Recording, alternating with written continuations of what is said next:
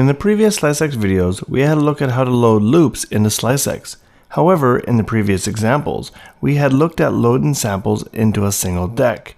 In SliceX, you have access to 2 decks, each of them being able to load its own loop. This can be helpful in a number of different ways.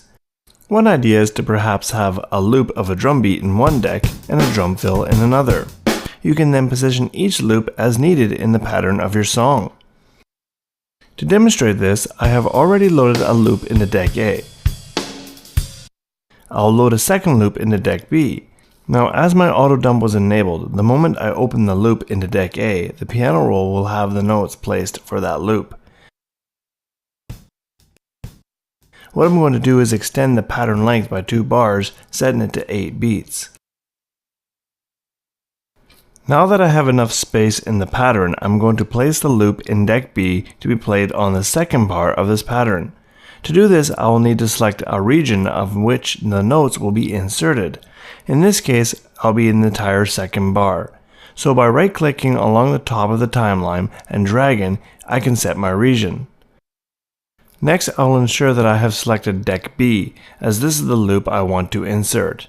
And by clicking on the dump button, the notes for that loop in deck B will be placed into the second bar. Next, I will need to clear the region so that the pattern will not loop only on bar 2. Now when I play back the pattern, the loop in deck A is followed by the loop in deck B.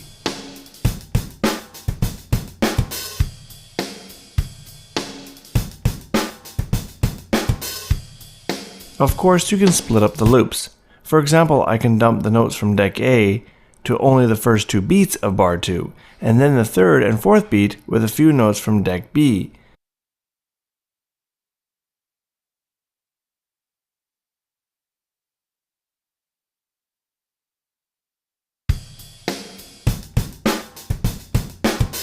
In the next video, we'll expand this look of the 2 decks on how to layer them, as well as look at the different ways of assigning the 2 decks to their own individual keys.